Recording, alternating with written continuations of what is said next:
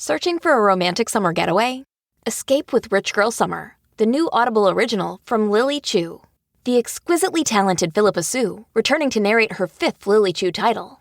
This time, Philippa is joined by her real-life husband, Stephen Pasquale. Set in Toronto's wealthy cottage country, aka the Hamptons of Canada, Rich Girl Summer follows the story of Valerie, a down-on-her-luck event planner posing as a socialite's long-lost daughter, while piecing together the secrets surrounding a mysterious family and falling deeper and deeper in love with the impossibly hard-to-read and infuriatingly handsome family assistant, Nico.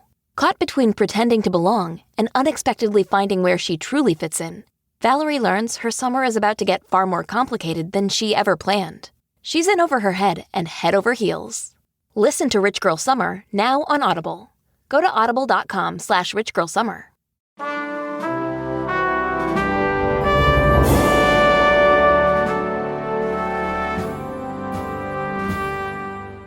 Hello, Leigh. Hello. Oh my goodness, it feels incredible to be podcasting in my pajamas again. Yes, to be back in one's own space truly just feels like a nice treat, doesn't it? Yeah, the cat is outraged that I have kicked him out of what he now sees as his bedroom, but is in fact supposed to be my home workspace. Yes, understood. I have spent some time recently with said cat, and he's very opinionated in general. I'd like to say he has strong values as an individual. He's vocal about how he feels about things, and quite often will just sort of flip out in quite a toxic housemate kind of way, actually. Yes, also just some more context on the cat that nobody asked for. He is Florida born and raised. My girlfriend brought him home from the time she lived in Florida. And so the other day he had what we thought was an outbreak of like a rare Floridian bacterial swamp disease. But he had in fact simply like somehow fallen and scratched his chin. Possibly whilst scratching his own chin with his own foot. Right, yeah. He's a sweet, simple boy and we love him. But that's enough about Rory. That's enough about Rory. We have some meaty television to dive into today. Yes, and so Leigh and I watched Manchester Part 1, actually in our own non-internet lives quite a while ago, wasn't it, Leigh? Yeah. So we're coming back to this after a little break.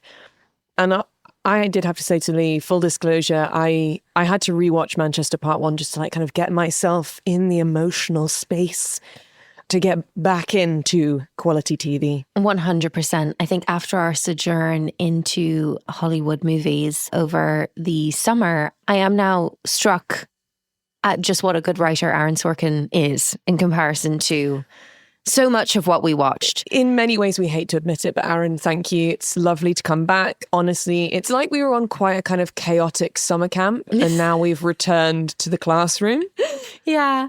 And I'm like, I am actually going to learn while I'm here and I am actually growing as a person, whereas the summer was crazy. Yeah. So Leigh, it has been a long old time since we left President Bartlet leaning on the back of his red truck. On the Bartlet family ranch, smoking a cigarette. Like the sexy man that he is. It's a real look, and I don't know why I don't hate it, but yeah, kind of into it. Yeah. But we're here, we're back. Queer Gals, watch The West Wing. We are season 3, episode 2, Manchester, part 2. I'm thrilled. What's going to happen to CJ? What's going to happen to Jed? And for the love of God, will Josh stop talking about big tobacco? Should we dive right into the episode recap, Leigh? Let's go right in. So we open this episode hearing Jed's voice, kind of, we imagine we're practicing the speech, the big speech. Yeah. And what's happening whilst we're hearing Jed doing this is we're sort of flashing through what I can only describe as sort of pastoral scenes. It's very much giving From the Hills of Minnesota. Little House on the Prairie. Yeah. From Sea to Shining Sea, if you will. Yes. Like, it's wholesome. Which really sits at odds with kind of my like feelings and emotions towards The West Wing in general, which feels like a very cosmopolitan-based show. Yes, it's come back to me now. From the lakes of Minnesota to the hills of Tennessee. That's the lyric. Thank you and good night. And Leigh, what is the space in which we're using as a rehearsal venue? We are in a barn. We're having a barn dance, in the words of Gavin and Stacey. We love a site-specific space. I've made a lot of theatre in site-specific spaces, and so to just see us like working our way through the content in a barn was really enjoyable. Rolling back to part one, there was a lot of chat about the speech and how the speech was terrible. We needed to go back to a white blank page, Sam Seaborn throwing papers in the air, everyone being very grumpy, Doug getting his knickers in a twist, Bruno running from room to room, generally being angry. Seems that things have not got better. But I would just like to take a moment for Doug as a character who I am obsessed with. And I'm sure we'll come back to that over the course of the episode. And I think my obsession with Doug is not just because in my mind he eventually goes on to marry Charlotte York in Sex and the City as Harry Goldenblatt.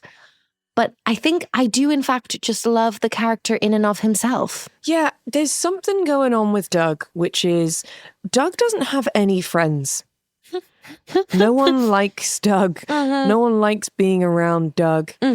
Doug says everything that no one really wants to hear, and everyone's like, come on, Doug, shut the hell up. And for some reason, I'm endeared towards that in a way. Yeah.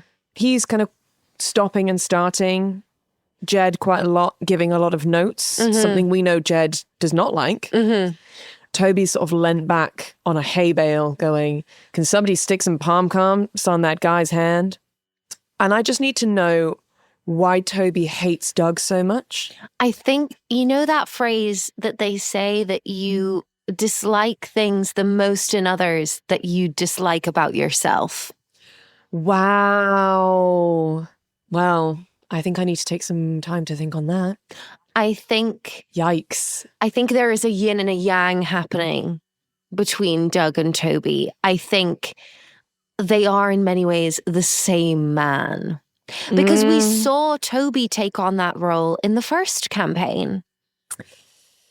Leigh, you're not wrong. I just want the law because I feel like everyone knows each other and I want to know like what has gone down previously. I wonder if Doug has some kind of a connection with Andy. I would love that personally because I like a sort of messy, entangled kind of moment.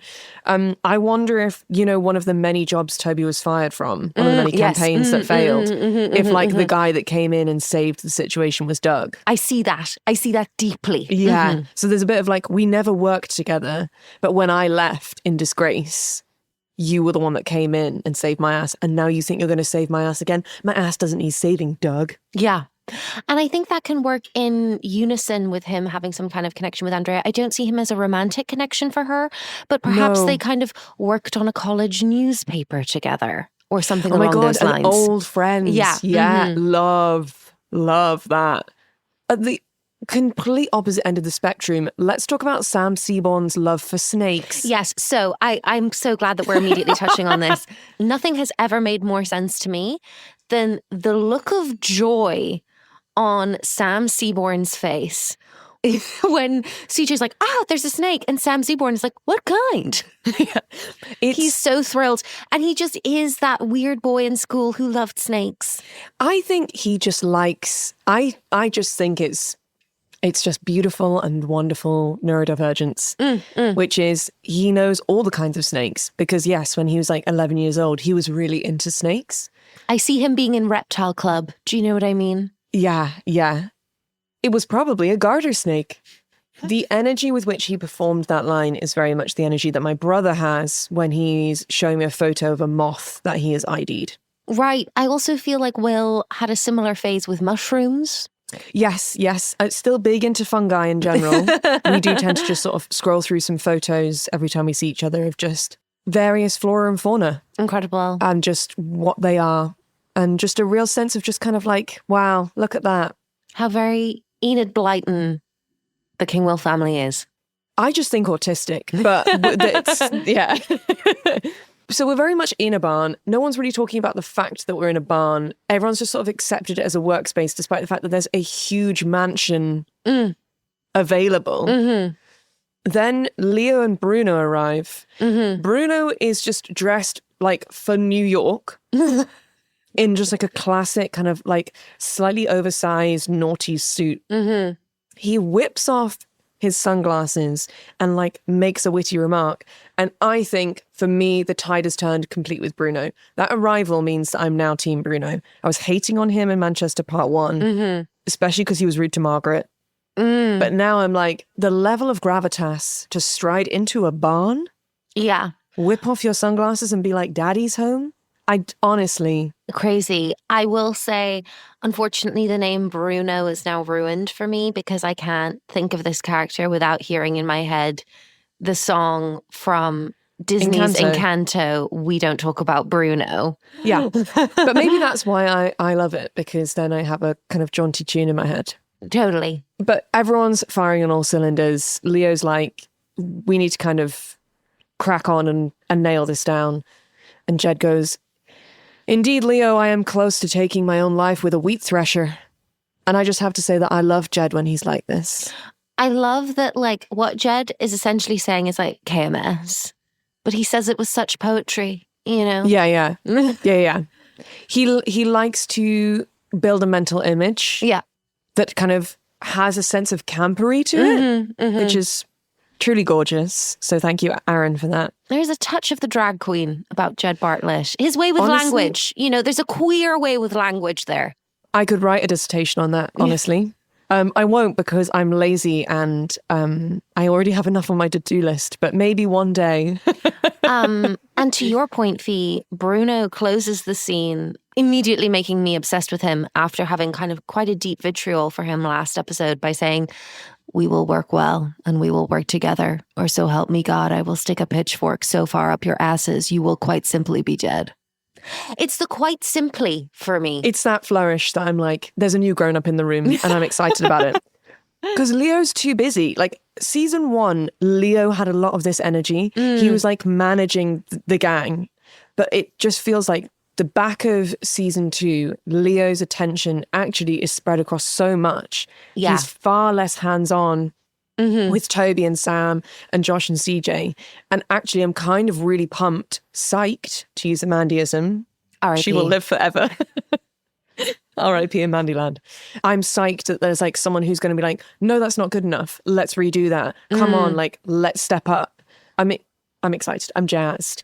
Then, much in the kind of style of Manchester Part 1, we do some time shifting. And Leigh, I'm so sorry that I came for you last episode because I got so lost about like, I just need a title card. Yeah. I need someone to tell me where I am and when I am sometimes. These kids talk so fast in this show. But we do swing back 4 weeks earlier.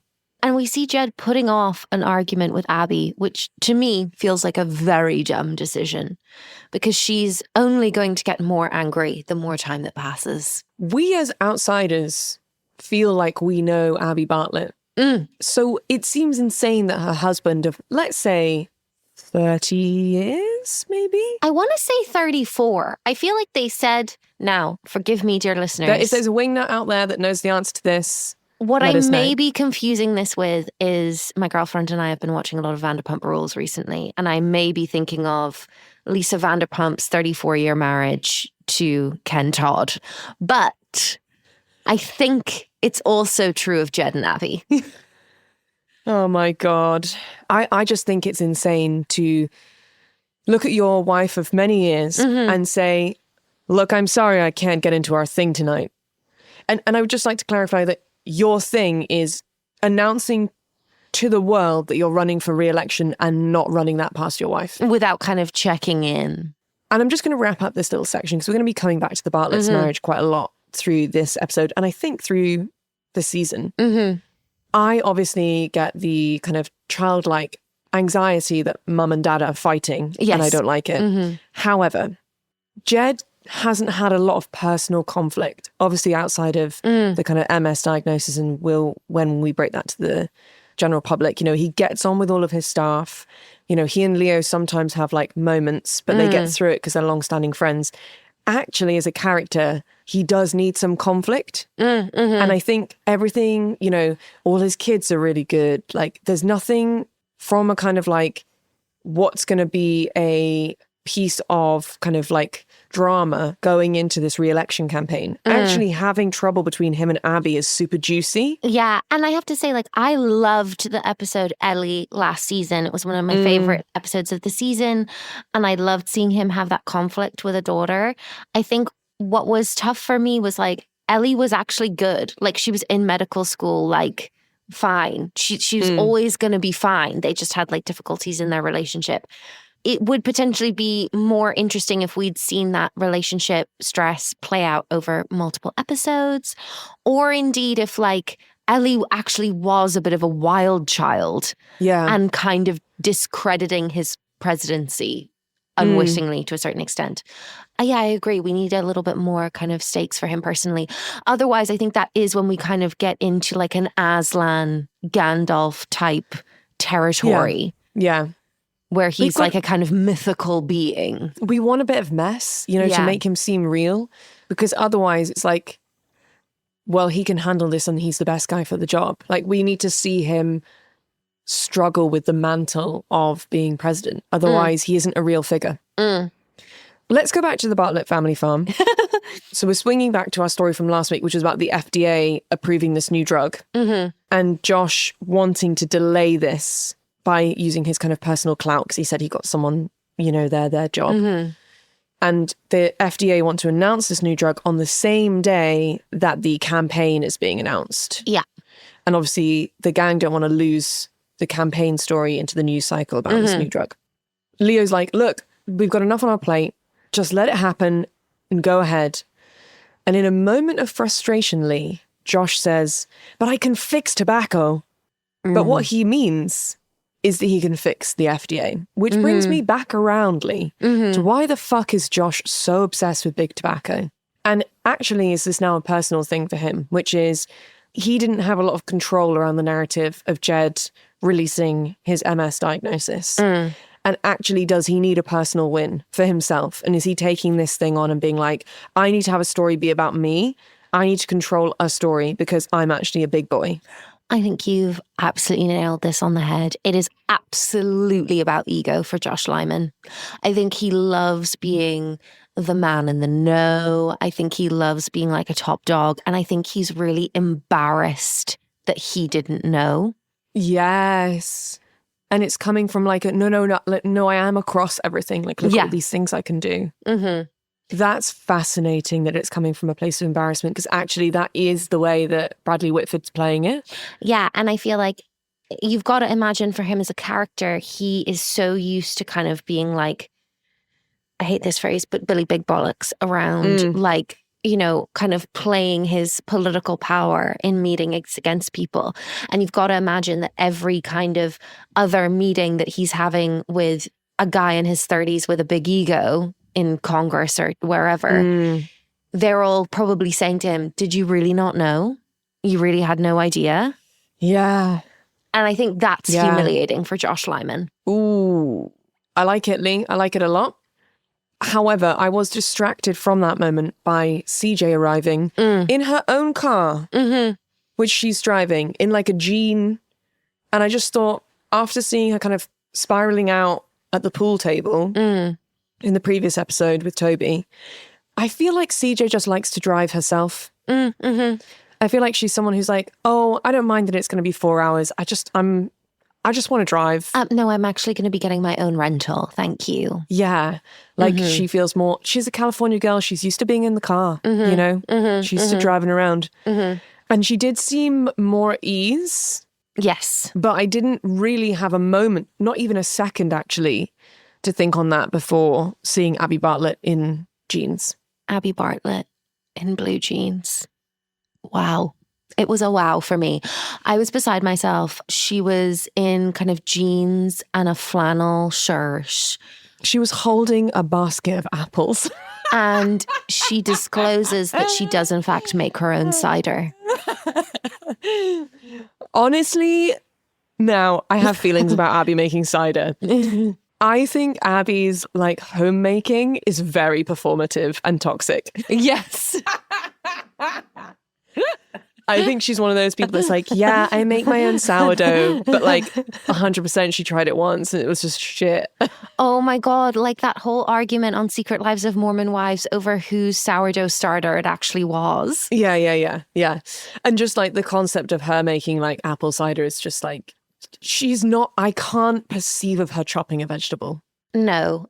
And of course, obviously we know, Fee, that we're not talking about the delicious beverage of your own native Somerset. No. We're talking about essentially glorified apple juice. Yeah, I don't get that. I don't get it, but that's fine. I'll just leave that be. We don't need to get into that now. What we did get was a massive teaser, which was, she was like, the girls are here. Liz will be here in a while, and they're going for a hike later if you want to join them. And I thought, Leigh, we were going to meet all 3 Bartlet daughters in one episode. I thought we were going to see Ellie and Zoe together for the first time with the addition of Elizabeth, and I feel robbed. Yeah, like literally not a whisker of any of them throughout this episode. I'm kind of concerned that this is going to be kind of another Zoe-free season. It's tough because I imagine like the age she was at, because she would have been under 18. It's just difficult to film with children and more expensive. No, she would have been 18 because she's playing a college student. Oh, yeah, of course. Oh, well, then they just need to get it sorted. Get her in. I want Zoe back. I feel like we've had Charlie and Zoe apart for too long, and it's making me lose sight of the importance of their relationship. But speaking of relationships, no, I don't know where my linking tissue was there. Leigh, I would be very interested to hear your thoughts on the Stars Hollow of it all. Yeah, we're very clearly in Stars Hollow, which I find very comforting. It's lovely to think that that's kind of where Jed is launching his campaign. How beautiful. I just think that this is another lie that American television is selling me. I obviously have an understanding of what New York is like and what DC is like and what LA is like from telly and movies. Mm-hmm. And when anything is like in a rural setting, this is what is sold to me, which is like big, beautiful houses, like horses running free, someone plowing a field, roadside little stall selling corn. And I'm assuming that that's not actually real. And that is very just Gilmore Girls. I mean, yeah, I think Gilmore Girls is kind of Disney America, but I also have never actually been to New England, which is the region that we're currently talking about. And I think New England in some ways is kind of Disney America. We should go. Yeah. We should do a road trip and be like, 2 journalists on the beat. Is it real? We have a very small moment with CJ where she touches base with Leo. And basically CJ's like, look, it looks really bad from a press perspective that Jed and Abbey still aren't doing stuff together. Like they flew in separately to New Hampshire. Like we need to do some like photo ops and stuff with them together on the farm. Like, can you talk to him about this? And Leo's response is, we're 2 private men, CJ. We don't talk about our marriages. Which is the most boomer thing I've ever heard. But it also doesn't feel true because they talked about Leo's divorce. CJ also says something to Leo, which is like, can we talk about that thing that I was talking about? And that he has also told Toby. So I think this is the foreshadowing you were talking about last episode, which is, I think, CJ's feeling under pressure to quit. Yeah. Because of her mess up about Haiti. I mean, it is crazy to think that at this point she's been press secretary for like 3 years. That's a long time to be in that job. Yeah. Speaking of Haiti, we're kind of rolling back to that storyline here as well. So it looks like we've negotiated a plan with Bazan, who was the guy who'd kind of started this coup and overthrown the democratically elected president. What's very interesting is that Leo has decided to kind of step Nancy up into running a press conference about this. I mean, this does happen because obviously CJ is White House press secretary, but other departments also have their own press people. Okay. So, you know, there are times where they might do joint briefings or somebody with a more kind of specific expertise would kind of run a press briefing. And in fact, like Jen Psaki, before she was White House press secretary, was press secretary for the State Department. Oh, okay, and so she ran like the equivalent of press briefings for like the Secretary of State. Yeah. I mean, the thing about this is I don't like Leo's tone about it. No. And I know that he's stressed, but I do hate that he's kind of dumping out on CJ. And we've seen him have this kind of tit for tat Yeah, Nancy kind of attitude. calls him on it a little bit. She's like, you know, it wasn't her mess up. But it is interesting. Like, it doesn't make me feel confident. I will say, just a little bit of conjecture.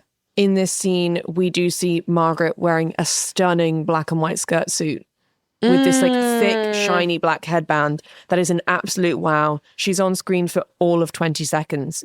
A scene-stealing outfit. And the bob is so sharp. As always. And then I got confused about timings. And so I just kind of like then got a little bit lost. So you'll have to go with me. Fine. So I think now we have a scene where we're a week on from the initial announcement that happened at the start of Manchester Part 1, where Jed's like, I'm going to run for re-election. Where Leo says to CJ, I'm going to bring Bruno in. And CJ's like, oh, I know Bruno. Yeah. So interesting that CJ knows of Bruno. We then immediately flash forward to the farm again, and a really fun scene where we're still working on the speech. And again, people are still dumping out on Doug. But we have this like great kind of moment where there's like a real locking of horns between the campaign team of Doug and Bruno and Connie and our administrative team of the gang. It's incredible. And it's not to like get too kind of film bro about it, but like there's this gorgeous shot where Leo is in the foreground in a kind of drawing room, if you will. And across the hall, we can see through into the dining room where Toby and Doug and gang are working and kind of sparring. And I think it really serves to just show like atmospherically what a beautiful home the Bartlets have. But also to really kind of show us that like, while Leo is not in the room, he's not kind of in the trenches with them. He is the one that is kind of overseeing. Yeah. He's keeping tabs. Yeah. And I think, again, dramatically, because I was starting to get a bit frustrated. I was like, when will everyone just get on? And I was like, oh, it's not an interesting show if everyone gets on. And actually this, you put it, you were like, there's this push and pull between the two teams. And actually that's what's going to kind of drive us on through this campaign is like two different groups coming from two very different experiences, deciding what's right for Jed. And I think what's really lovely about having Doug is like, Doug is the only one, more vocally than kind of Connie. He is the first person that we've had who doesn't kind of think that Jed is Jesus.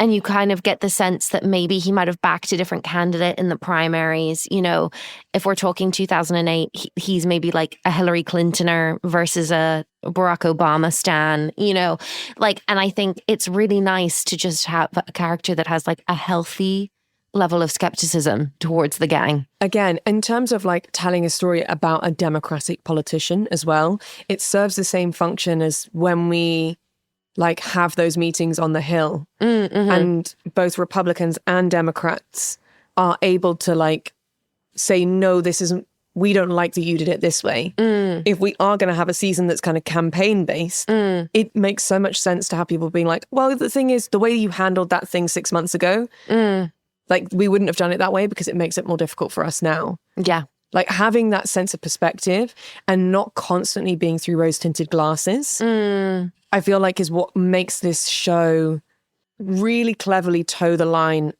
of not being too self-righteous. Because it could be, and especially like if you think about the time that it was being aired. Yeah. Like being like, well, we're the perfect fictional presidency. In comparison to... Yeah. So I'm getting on board with it. So let's meet Bruno in his first interaction in the West Wing. Firstly, and most importantly, Lee, Margaret looks hot. Yeah. So hot, it's like literally crazy. I think that the styling department have just been like, this actress is a hot bitch and we can't deny her anymore. And we're just going to allow it now. Yeah. She's in this like 2-piece pale blue skirt suit. Do you know what I mean when it's like the Chanel jacket, like almost like waffle? Yeah. I don't know what that's called, but it looks phenomenal. It does look phenomenal. I don't know what it's called either. With the like perfect ginger hair. Gorgeous. And obviously Margaret being allowed to be funny and crazy as per usual. Would you like to be Margaret or would you like to be Leo? I will be Margaret. You did it yourself? Yeah. And you're not supposed to do that, are you? And the important thing here is that Bruno approaches Margaret's desk, introduces himself, and says that he has an appointment. She then looks through her file of facts and she just goes, "1 moment, please." Goes into Leo's office and is like, "There's a man here to see you." And Leo's like, "I made that appointment myself." Crazy behavior, Leo. That's not what we do. As an ex-EA myself, I felt Margaret's point here so deeply. Like, if my job is to schedule your life, please just let me do it. Truly. And if you want to put something in your diary, please run it through me. Please actually let me have it on my diary for you. Let me do my job. I then love that we then close out the scene with Margaret saying, "Do I need to explain the rules on making appointments again? Are you confused?" And Leo just goes, "Get out." And then she just goes, "I'll jot them down." Love her. I will say that Bruno came across really well in that interview scene with Leo. And like, he's so smart and like very verbose. And then when Leo's like, "Hey, why don't you just go into the Oval Office?" And the fact that Bruno's like, "Okay, bet." Yeah. And walks in. And then the first thing he does is like give his condolences about Dolores. Yeah. That's classy, actually. It is classy. What I will say is, I think what we're kind of setting up here is for Bruno to be like a lovable asshole, which I'm here for. What I hate is that a 2001 version of a lovable asshole is like, he's great and he gets the job done. He's just kind of disrespectful to women. Yeah. Verging on like sexual harassment in the workplace. He's just a misogynist, i.e. like, "Hey, whatever your name is, you can learn names, Bruno." Yeah. You've learned the names of all the... You've learned the names of all of the men. Yeah. You've learned the names of all of the men. We then get our kind of plan of action. So Bruno's like, "This is what we're going to do when we launch the campaign. We're going to have a campaign launching event. And we're going to do it in New Hampshire. And we're going to do it at like a school. And it's going to be all American. And like, it's going to be apple pie and marching bands and big signs and stuff." And boy, oh boy, was it. America looks like it threw up over this production design as soon as we get there. It is the sort of like level of Americanness where I start to feel like borderline nauseous. Yeah. I think like if there was this level of kind of English pride, we would be like, "Oh no. Oh no." Truly. Like, and this is interesting because in America, I believe there is a level of pride at being American, which is a very lovely thing. And so when you get like 4th of July and stuff like that, people are like, "Hey, I'm going to hang like American flags out. I'm going to have a barbecue. It's going to be really fun. We're going to hang out with our friends. Oh, it's the Super Bowl. Like, let's do a thing. Like, isn't it great to be American?" Which is lovely. And in the UK, we just aren't allowed to love our country. And a lot of that has got to do with the fact that we have a truly shameful past of quite horrific colonialism. Which means that kind of loving one's country in the UK is often associated with quite a damaging kind of nationalism. And so... Yeah. The signal that it gives is like English Defence League. And you're kind of like, oh. Yeah. Or like, I voted Reform. Terrifying, yeah. And so when I see this kind of level of Americanness, I think the English woman in me is like... I mean, don't do that because, you know. Scary people do that. People will think that you're, very politically conservative or indeed a fascist. Yeah. Anyway, we're out of school. We are at a school. Like no school I've ever seen in real life. We'll have to do the research when we go to New Hampshire. For sure. It sort of looks like it's kind of the setup day, the rehearsal day. Toby is furious because there's loads of pre-printed signs that say Bartlet for president. And he's just got a huge Sharpie and is just like hacking away at them because he's like, "Why have we got Bartlet for president?" He doesn't want to do the event because he's like, "Why are we doing a launch event? He's already the president. We should be doing a re-election campaign announcement." And so rather than it saying Bartlet for president, he's just crossed out and written Bartlet is the president. And that's the level of pettiness that I love from Toby. Yeah. And it's gorgeous. It's a gorgeous classic Toby moment. The other little moment we have here is CJ and Josh. I care deeply about their friendship. I feel it's maybe my favorite ever TV friendship because between a man and a woman, because I just love that there's no single will they, won't they moment. It feels very authentic. And I think one of the pieces of authenticity that I like so much, and I feel like you've picked up on this too, is Josh doesn't change who he is when he's around CJ. He does in the way that he does when he's around Donna. There's an element of it where he's like, you see him clock, and this is partly great writing and partly a really great performance from Bradley Whitford, which is you see him clock that like something's up with CJ. And he does check in with her. And like he is like, hey, I'm invested in what's going on with you. But then he just doesn't do good listening. Yeah. And then he kind of is like, wow, like, I get that you don't want to talk about that right now. Can we talk about my thing? Yeah. And you're like, oh, bud, okay. That's real. That's a real friendship right there. But let's talk more about how Toby thinks that this event will tank. Throughout this episode, there's just continual flashbacks to moments where people are arguing about how bad this speech is going to be. Yeah. One thing in this particular scene that I enjoyed was Bruno just leaning back in a chair and going, fellas, I'm getting old over here. That was incredible for sure. I also did not foresee, but deeply enjoyed from Toby when we're having a kind of discussion about patriotism or lack thereof. Toby says, I'm from the United States of suck my, and then he gets cut off by Josh being like, let's take lunch. When Josh is diffusing the situation. Do you know what I mean? That's when we should be worried. Yeah. But what I do love is then that Doug essentially calls Josh an incel. Yeah. Which is incredible. Doug's basically like, the reason why you guys are so uptight is because you're not getting laid.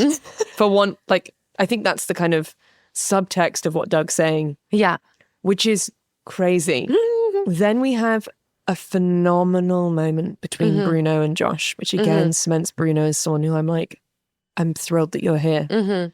Where Bruno's like, let's talk about this big tobacco situation. And Josh is like, yeah, I went ahead with it. I did what I wanted. And basically, we've got the money now. So like that thing's rolling forward. This is a big win for me.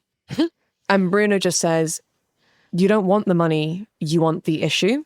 It's incredible. So basically, Bruno says, the sooner you get, I know what I'm talking about, that I'm on your side, the sooner your world gets better. Of course you got the money. I'm amazed they didn't send it to you with candy and a stripper. He's saying that if Josh hadn't rushed this, it could have been a major win for Jed later in the campaign. Yeah. He's talking about like the big swing states. Yeah. And how actually this is quite a big issue for them. And so it could have been really used as like quite good leverage with those states that are famously really difficult, whatever campaign you're on. It was just really, really interesting to see Josh Lyman, the kind of big guy of the administration, getting dressed down. And by someone just saying, you were so obsessed about one thing, you didn't look at the bigger picture, which is your whole job description. And I think that is an absolute like Achilles heel of Josh's, that he gets so obsessive about one detail that he completely loses like the greater strategy. And I just absolutely relished Josh, our kind of king of dick swinging, encountering someone who is actually a bigger dick swinger than him. Yeah, and who's got like the gravitas to back it up. Yeah, fully. We'll touch very briefly in on the Bartlett's marriage again. It is clear that between the announcement that he was going to run for election and where we are at the present, which is the eve of announcing the campaign, Jed has still not talked to Abbey. Which is insane. So there's a 4-week gap there. They've put off having this argument for a month. Which is horrible. Really horrible. It just seems every time they're together, one of them's like, it's not a good time. So this, first of all, Abbey looks gorgeous in her kind of New Hampshire look. Like her hair's all natural. Like she's not going to blow dry. It's like this natural, wavy, love more casual Abbey. But Jed is reading a book about agriculture. And Abby's like, do you think we should talk? And he's like, well, the thing is like, I need to know about agriculture because that's what matters to the people. crazy. And then she's like, well, good, I don't want to talk anyway. I'm not in the mood, jackass, is actually the direct quote. Obsessed. I would just like at this point, Leigh, to say, how do you feel as a writer and a performer about the fact that the speech isn't finished on the eve of the event? I don't feel great about it, Fi. I will say, thank goodness he doesn't have to commit it to memory. Yeah. But you would want to kind of memorize it to a degree, wouldn't you? Yeah, you'd want to be able to kind of go off the cuff a little bit. But I'm simply itching to talk about the leather jacket that Sam Seaborn is wearing in the next scene. Okay, to the meet cute. Oh my God, Sam Seaborn is wearing this leather jacket. First of all, I would love a little fling between him and Connie, who is his scene partner for this scene. Okay. Sam Seaborn, in a classically chaotic fashion, is wearing what I would say is a very like city-based leather jacket. It's almost like a wet look, like quite bright brown leather jacket. And he's like leaning on a fence. And then Connie drives up in her car and gets out and is like, hey, tell me about it, stud. In case we've not mentioned it previously, Connie is so hot. Yeah, Connie's hot. We love her. I do think a little fling would be fun, but what I don't want is for us to forget about our good friend in the council's office, down in her tiny little basement office. I'm concerned that Ainsley Hayes has already disappeared off to NCIS. Do you think? I'm worried that Ainsley has gone to Mandyland. Okay, well, I'm gonna mourn that in my own time. What I find interesting about this little scene is Sam being like, why are you always apologizing for Doug? Which I think is a very, very fun scene to have because, again, this is real life. And I've been in rooms with people who have been that colleague that's always apologizing. And it's such a kind of emotionally interesting moment as part of a team when you are like, when everyone in the room is like, she's the one that cleans up after him. And so I love this as a kind of choice for the Connie and Doug's relationship. It's a nice storyline. We've not seen it before in this show. And I think those dynamics, to your point, Fi, are always so much less subtle to everyone else in the room than the two people concerned realize. Yeah. She then kind of launches back at him like, well, I think your problem is that President Bartlet never said he was sorry for hiding his MS diagnosis from you for so long. And Sam didn't really have anything to say about that. Yeah. Now, Leigh, you wrote in the shared doc, I think Toby might be on the verge of a breakdown. Yeah. I agree. I think finishing this speech and locking this speech has almost ended Toby. I think also it must be tough considering he's communications director. So it's his job to oversee the whole communication strategy. And I think it would be incredibly frustrating when you've done that for 4 years to have outsiders then come in and say, you haven't gotten this right. The tone is wrong. When you're used to thinking really broadly strategically about the entire communication strategy and suddenly you don't have full oversight anymore. Yeah. And for me, the thing that I found gorgeous about the performance of Toby here is all the time we've seen him in these moments when they're like down to the wire. He's always like really curmudgeonly or really stressed, but there's still this twinkle. And in this scene, there's no twinkle. No, none. He's just like, I need to just fucking get this done. Now, this scene is when he's just kind of like classically in the tradition of Look Back in Anger, the John Osborne play that changed theatre forever.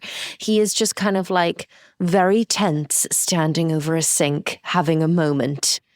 Yes. In famously the tradition of kitchen sink drama, but we can leave that for another day. But what happens then is Doug comes in and they have a kind of come to Jesus moment with each other.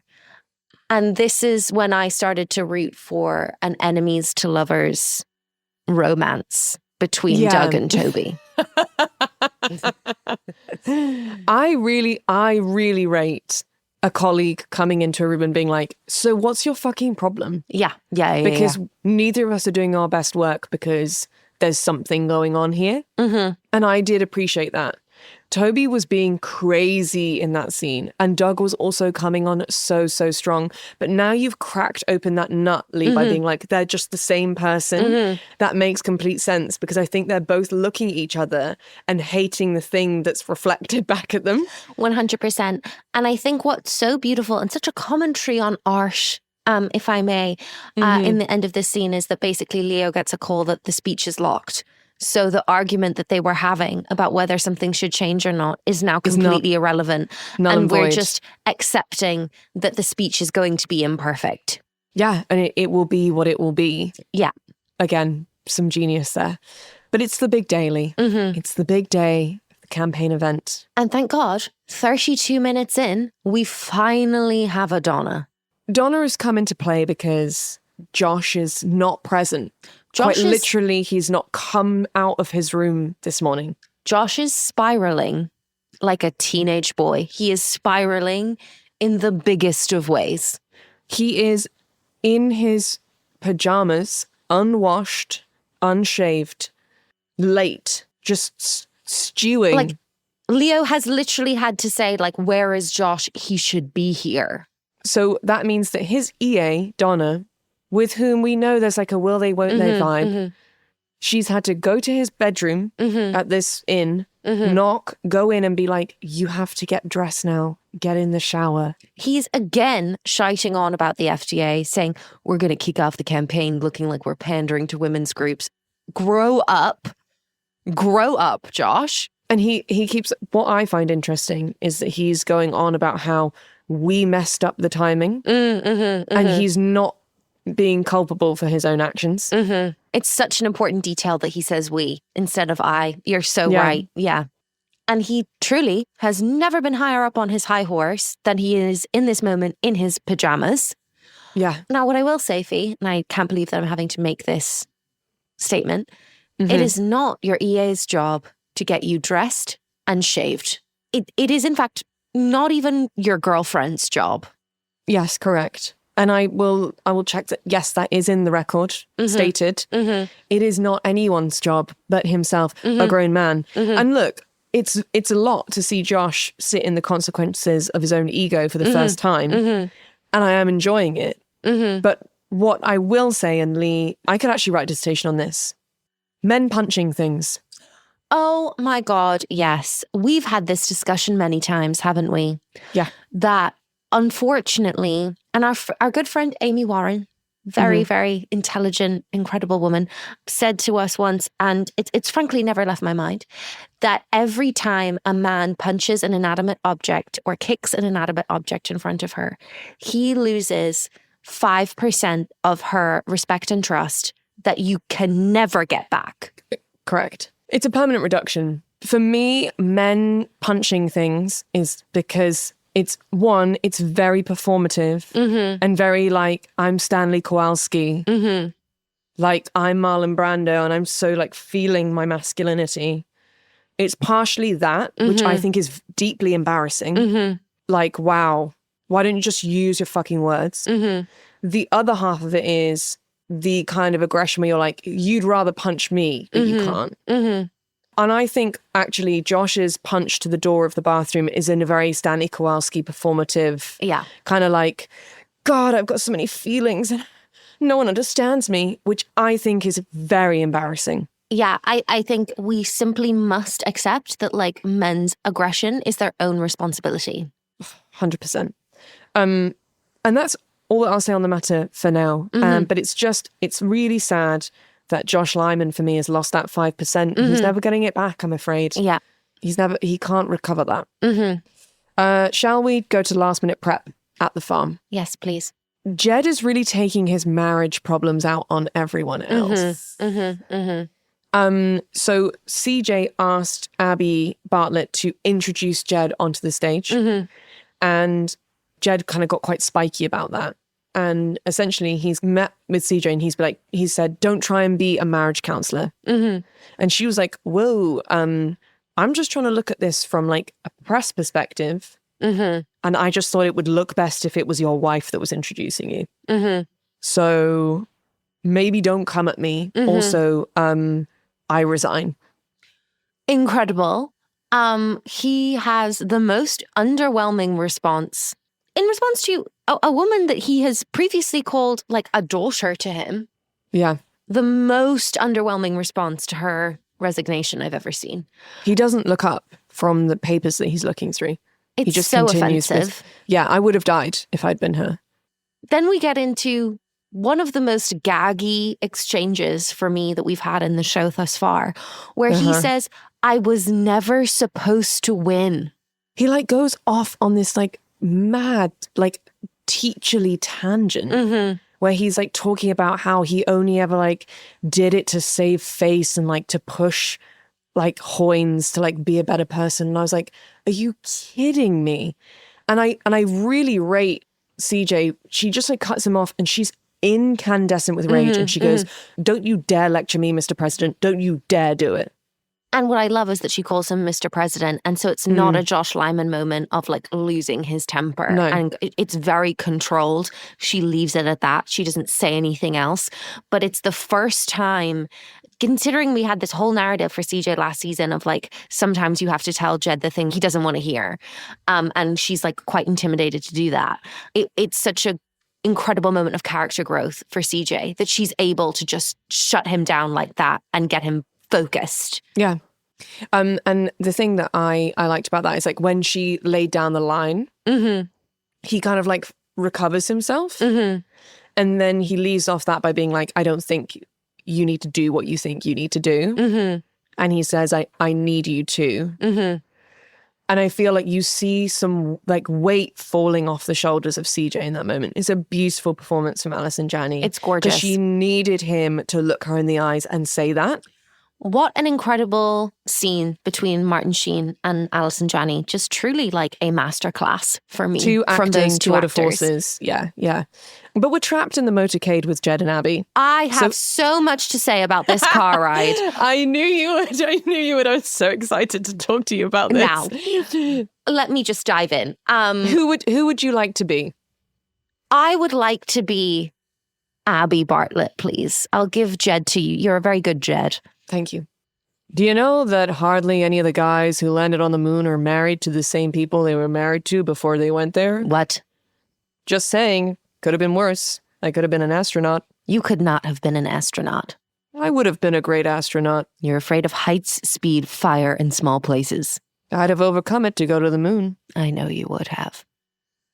Now, long-time listeners to the podcast will know that I have many thoughts about the relationship between American men and astronauts. And I'm so thrilled that Jed Bartlet, of all people, has only gone and proven my fucking point. Jed Bartlet's whole problem is that he thinks he could have and should have been an astronaut. Christ. Yeah, and it's just the whole like, well, if I'd tried, I could have done it. I would just love for him to talk to his wife, not in riddles. Yeah, it is the male equivalent for me of Jennifer Coolidge saying, can you believe I've not had any professional dance training? It's the same. It's the same. Do you know what? But Leigh, you're right. There's a very particular kind of group of women who are like, I could have actually been a professional ballet dancer. Yes. I Do you know could what I have mean? been on Broadway if I'd ever tried. Yes. There's like, it's like ballet or like musical theatre or like some sort of like, or like gymnastics.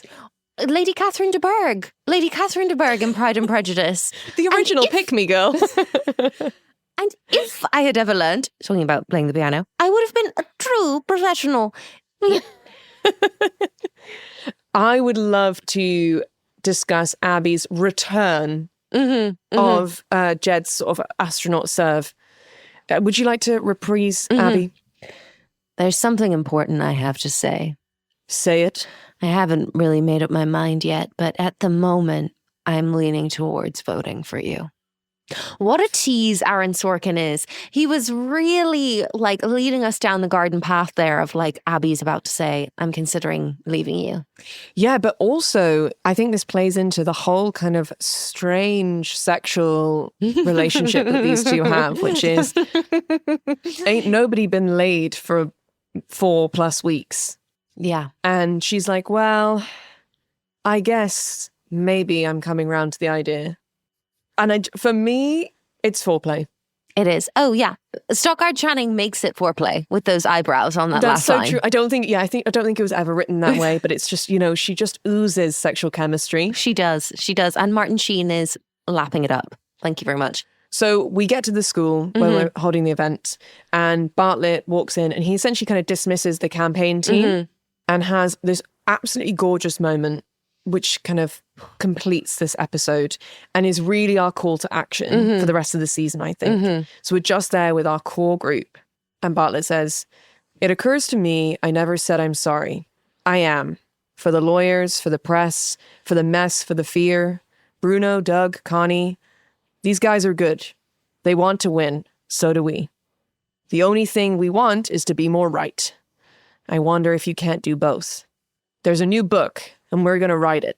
You can win if you run a smart, disciplined campaign. If you studiously say nothing that causes trouble, nothing that's a gaffe, nothing that shows you might think the wrong thing, nothing that shows you think. But it just isn't worthy of us, is it, Toby?" No, sir. "It isn't worthy of us. It isn't worthy of America. It isn't worthy of a great nation. We're going to write a new book right here, right now, this very moment today. You know what? Break's over." And he ends the monologue with the callback to the final line of the pilot, and it's beautiful. Yeah. And Beautiful. as he's saying that last section, you can hear Abbey introducing him through on the stage. The score's kicking in. I've got full body shivers. It's perfection. CJ walks out on the stage in suffragette white. Actually, again, I'm going to do a film bro moment and just say that the final shot of this episode has perfect composition because Abby's out. So you're looking through the doorway of this school out to where the stage is. Abby's there at the lectern, speaking, and Jed walks forward first to join her on stage, and you hear the crowd cheering. And then Josh, Sam, Toby, and CJ walk forward, and the campaign team are already there on the sides. And then either side of the door frame is Donna and Charlie. And it's just the family tree of this whole show. And these are our people, and this is the new book that we're going to write. And I was moved. I was crying. Oh. Also, how beautiful, what a beautiful time to be alive, to think that if you run a well-disciplined campaign, you can win. We're going to fall into this quite a lot in this season, aren't we? Which is just watching people kind of do good politics and be rewarded for it, and how that isn't something that perhaps happens now, makes me stressed, anxious, and just deeply sad. Yeah. For quite honestly a simpler time. And so for that reason, I can't dwell. And I must simply ask you, Leigh, what was the best fashion of this episode? I have to say, a first-time entrant for me with Sam Seaborn in his brown leather jacket. We've not had a Sam win for best fashion in 2 seasons. But he's coming in strong for me, season 3, episode 2. Love that you're giving him that. I think Margaret's black and white outfit, though for but a moment, was a real scene stealer for me. Honourable mention, of course, to Abbey in her blue jeans and her flannel shirt. And Connie also in that final scene before she was kicked out of the room was in a beautiful brown wrap dress. Yes, and I will say that she deserves honourable mention for this because that shade of brown truly decimated many looks in the millennium. Yeah. That particular shade of brown ruined so much clothing. And I just think she should be praised for finding an item that is flattering in that colour. And the fact that she's not paired it with aqua. Yeah. Oof. Leigh, what could a British or Irish politician never get away with? So many things. I think claiming that he could have been an astronaut. Wow. Yeah, no, really strong from you there. That's great. My punts were being in a barn. Yeah. And then just apologizing. Yeah. Famously in the UK, apologies from politicians, you just can't really apologize unless you're resigning. Oh my God, do you remember Theresa May crying? Oh God. Yeah, that was rough. Issues of the episode? Yes, our big ticket items. I actually think this was like a very interpersonal episode. Yeah. But I believe this to be a big ticket item, and that is men punching things. Agreed. We'll leave that there. Best writerly moment. I'm going to have to agree with you, what you've put in the doc, which is there's something important I have to say. Say it. I really haven't made up my mind yet, but at the moment, I'm leaning towards voting for you. Yeah. That's just chef's kiss. Beautifully wrapped up. Man, I feel like a man. I think I'm going to have to give it, I would love to give it to just the whole scene of Josh and Donna. But I'm going to have to, I think I'm going to have to give it to the we messed up the timing on tobacco. Oh, that stings. I'd like an honourable mention to I'm from the United States of suck my and then getting cut off from Toby. Because it's a very masculine energy from him, which we don't often get. Yeah. Love like him. I never thought Toby would say suck my dick, you know? It's so funny because I feel like the same thing coming out of Toby's mouth. I'm like, proud of you, hon. You go. And if Josh said it, I would be like, that is so incredibly inappropriate. Get out of my face. Yeah, definitely. And Leigh, what was the moment that made you proudest to be an American? I think CJ standing up successfully to Bartlet for the first time. Ooh, yeah. That don't you lecture me, Mr. President. Don't you dare do it. Beautiful. Lovely alliteration also. Yeah. Tough line to deliver. Gorgeous. I believe it's that time of the day where you teach me something. Yes. So I wanted to talk about, because obviously we are talking about Jed's re-election campaign. I wanted to talk about what even is an October surprise.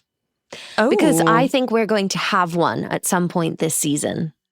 Shall I tell you what I know about October surprises? Yes. Nothing. Well, we'll get to it at the very end. But Okay, let me take you to Jimmy Carter. Okay, we're going back. We're going back.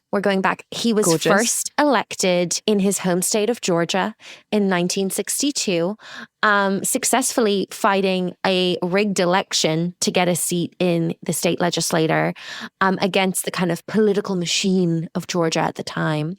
He then becomes governor of Georgia in 1970. And he was really kind of noted for this at this time for his support of integration and the civil rights movement, led by, famously, fellow Georgian Martin Luther King. And he declared in his inaugural speech that the time for racial discrimination is over. Ooh. Which we love. And so when he was elected to Georgia governor, Time magazine did a feature of him, making him a symbol of, quote, the New South. That feels like a big deal. Yeah. But he was still, however, when he announced that he was running for president, he was such a dark horse that the Atlanta Constitution newspaper, famously of his own home state of Georgia, ran a story headlined, Jimmy Who Is Running for What?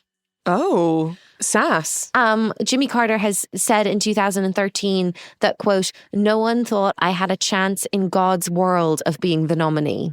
Like, that's a beautiful way of being like, everyone thought I was an absolute waste of space. Now, this is where I start to go, like, I think Jimmy Carter was a big inspiration for Jed Bartlet.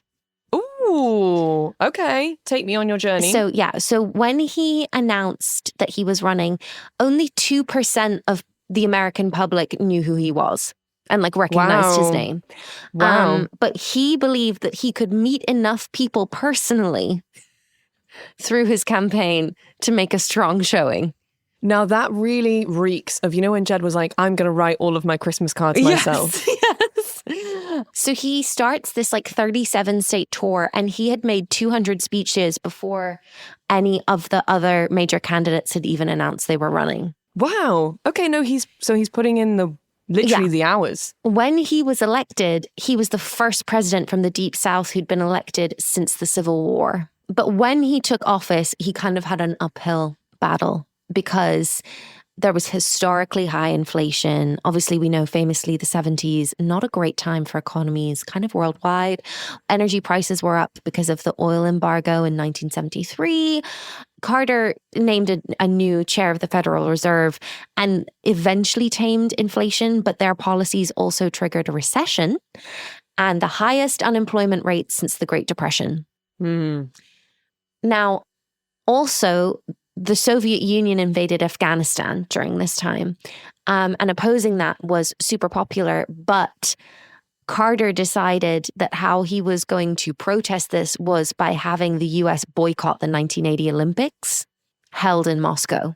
Yeah. Which was super unpopular with the American public. Yeah, I can imagine that's like, I think things like that seem so much better on paper.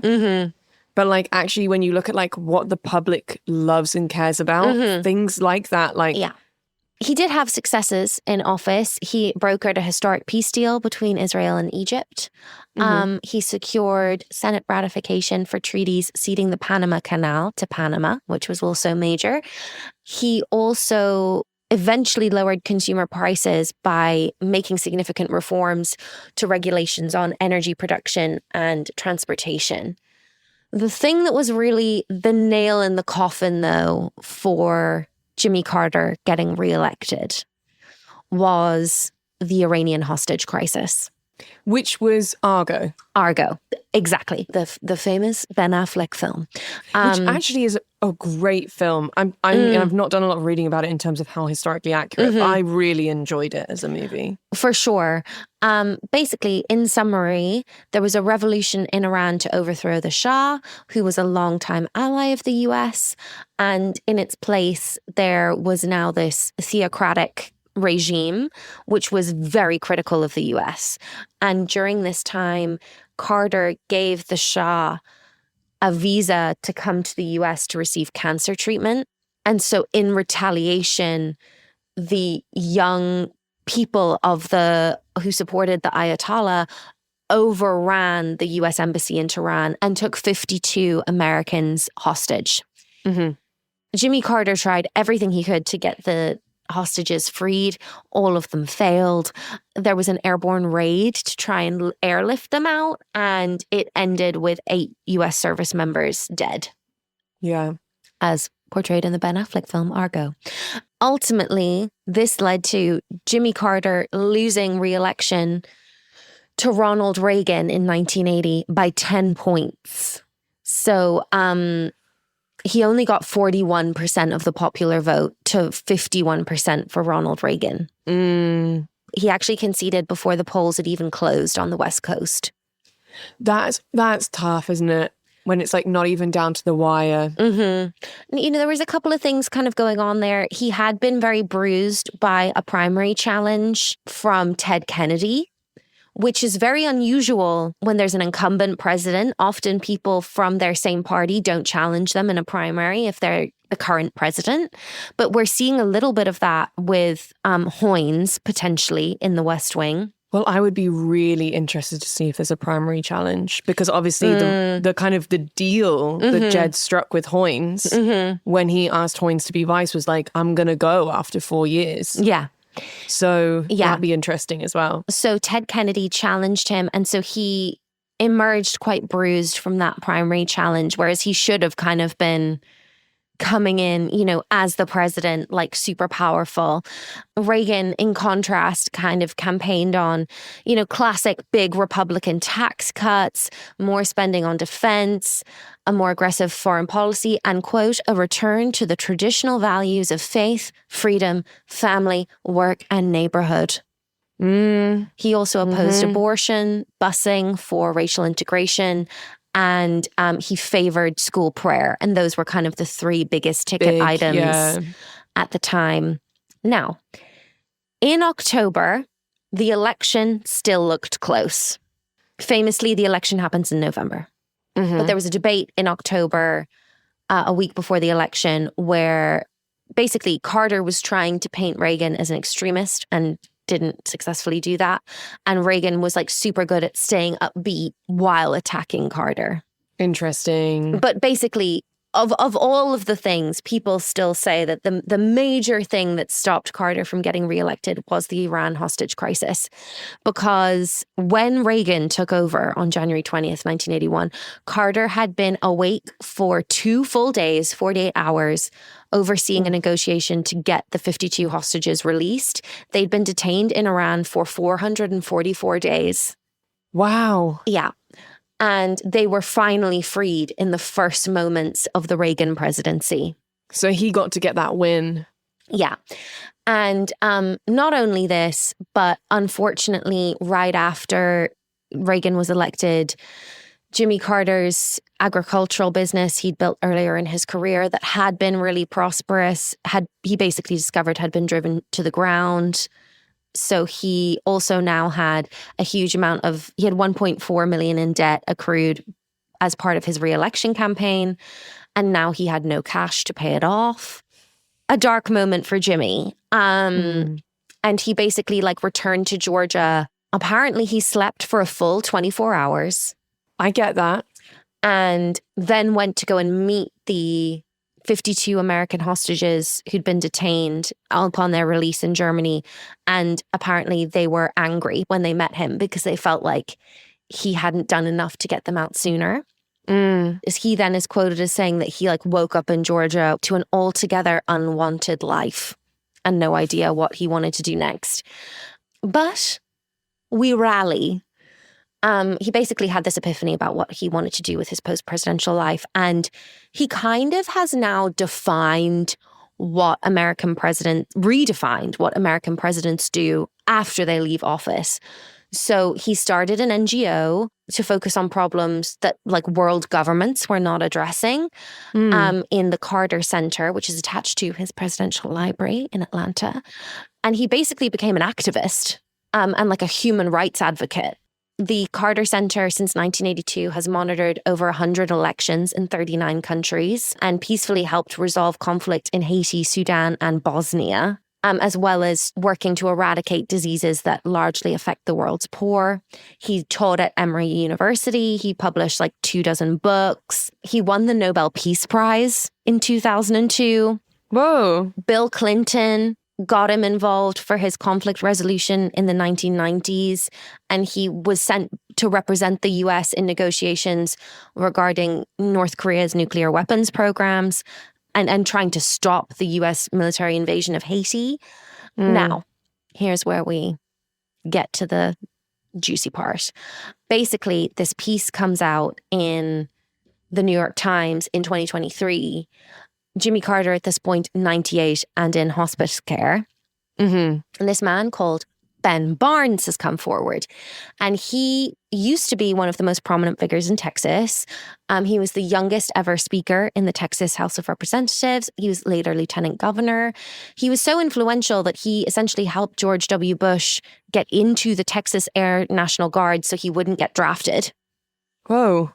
And LBJ predicted that Ben Barnes would be president someday.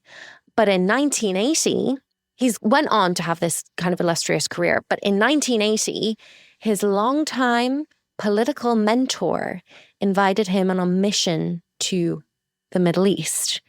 And what Ben Barnes says that he did not realize until later was that it was a mission to sabotage the re-election campaign.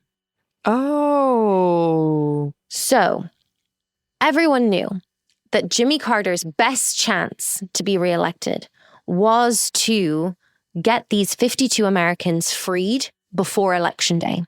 The Reagan campaign was anticipating that there would be a, quote, October surprise of the hostages being successfully freed right before the American people went to the voting booth. And Jimmy Carter would have had this big diplomatic win right before the election.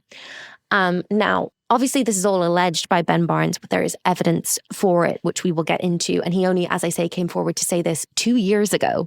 But okay, so his mentor in 1980 was a man called John B. Connolly Jr., who was a big deal in Texas at this time. He served in the Navy in World War II. He was from a farming family. He was a confidant of Lyndon B. Johnson. He had helped run like 5 of Lyndon B. Johnson's campaigns, including one for the 1948 election to the Senate, where there were allegations of fraud. And then he worked for Lyndon B. Johnson's unsuccessful bid to be the Democratic nominee in 1960. And then, because of his close relationship to LBJ, when LBJ dropped out, he then worked for the ticket that was JFK and LBJ together.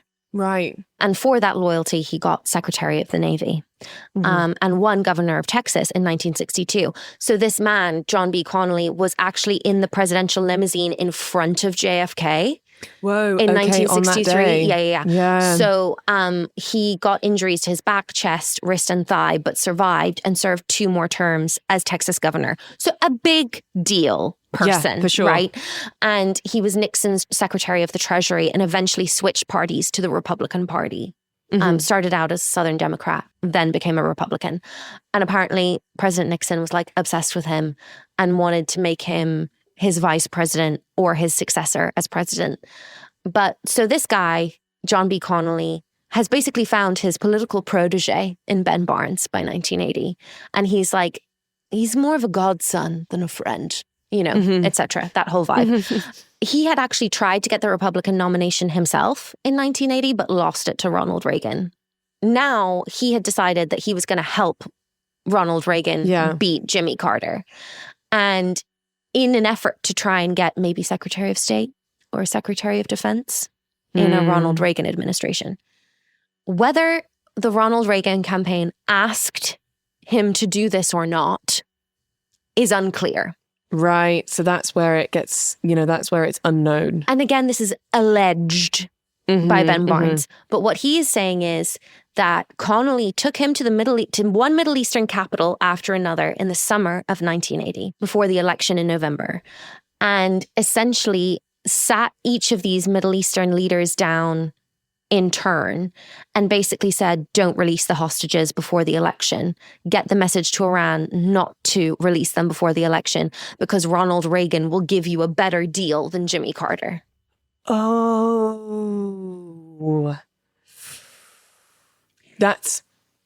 It's then reported that Ben Barnes and Connolly meet with William J. Casey, who was the chairman of Ronald Reagan's campaign, in an airport lounge and tell him all of this. Sure. At Dallas Fort Worth Airport. Yeah. Now, Jimmy Carter's campaign suspected that someone in Reagan's orbit was sabotaging their efforts to liberate the hostages. And there were like congressional investigations about this.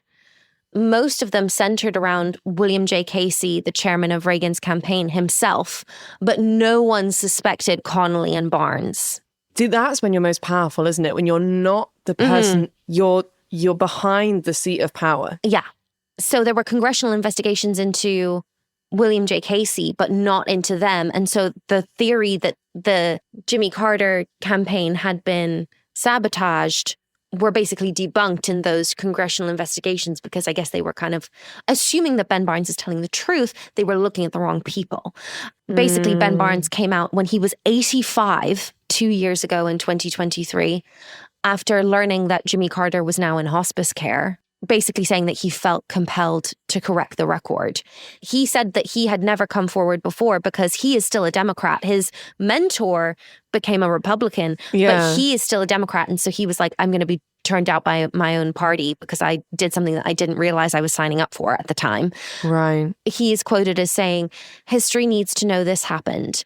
I think it's so significant. And I guess knowing that the end is near for President Carter put it on my mind more and more and more. I just feel like we've got to get it down some way.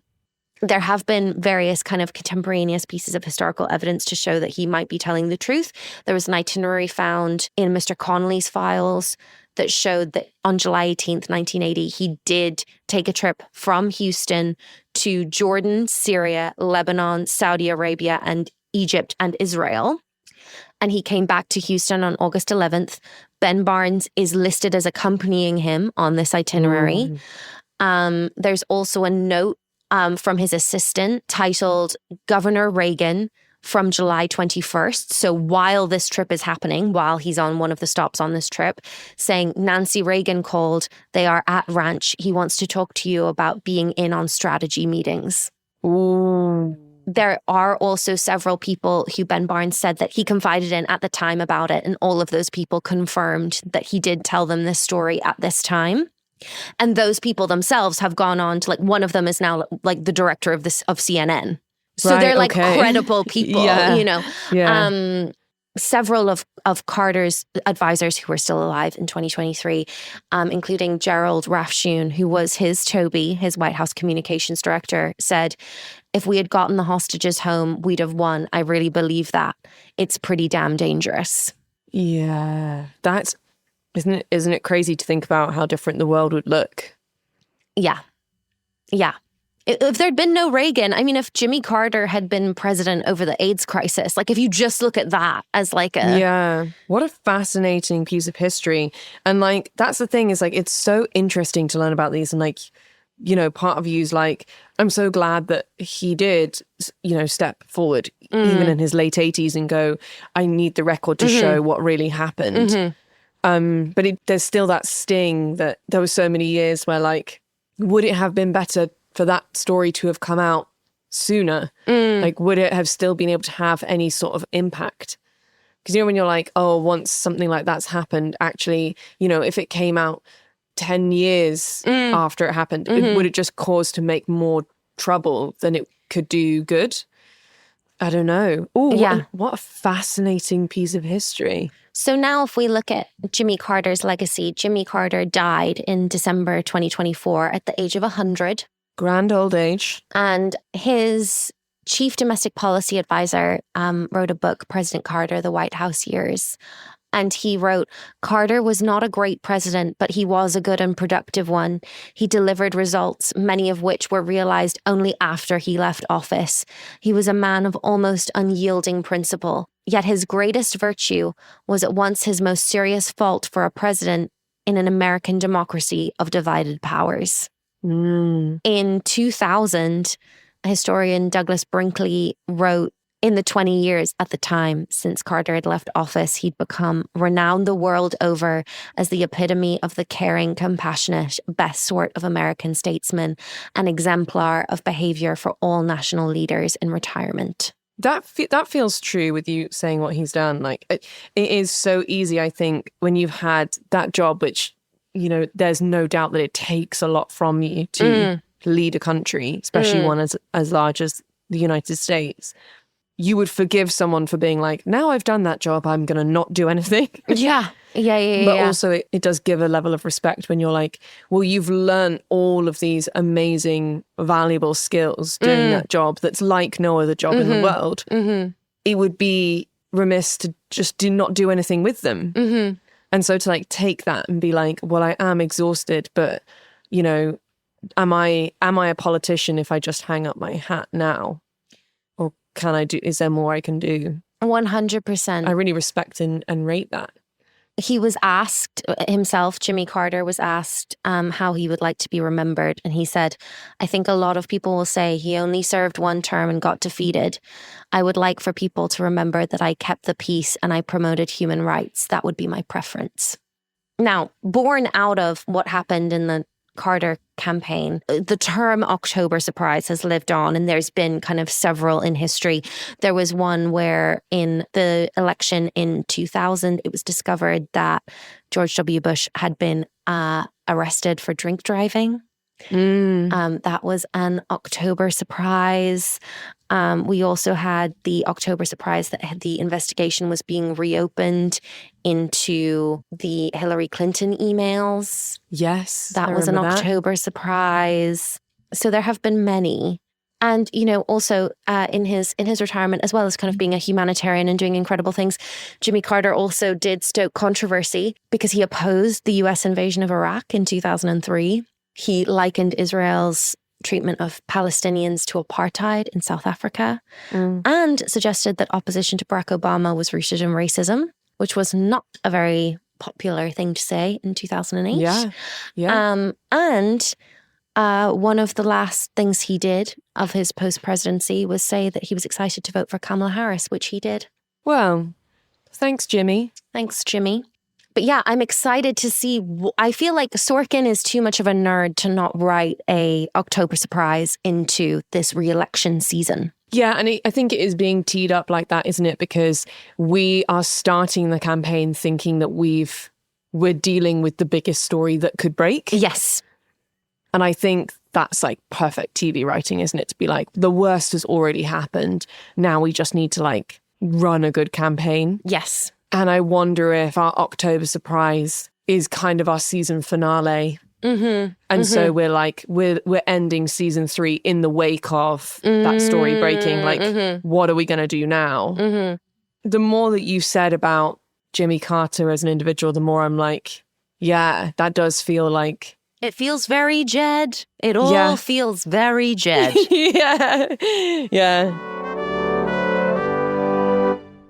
Phenomenal. Oh, well, now I just want to go and watch the rest of the series. Well, important to note for listeners, next week, as instructed by our patrons, we are not watching season 3, episode 3. We are watching Isaac and Ishmael, which is more of like a standalone piece.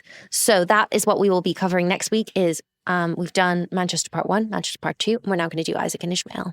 Yeah, so let's meet up next week and do that. See you next time. See you next time. Where can we be found, Leigh, for those who wish to find us? We are Queer Gals Watch, wherever you get your socials. Queer Gals Watch on Patreon. We are also queergalswatch@gmail.com. Now that we're back to doing the study sessions again, if anybody has any requests that they think would suit particularly well for a particular upcoming episode, but no spoilers, please. People keep commenting spoilers on our YouTube, and it is very irritating, but I also do love that our loyal listeners are actually kind of clapping back at those people and saying, why on earth are you posting spoilers in their comments? Please, we're just two sweet, simple gals who wish to have something real happen to them for once in their lives. Well, I'm really excited to meet up with you next week and do this again, Leigh. Yes. So I guess all that leaves us to say is bye-bye now. Bye-bye. Bye-bye.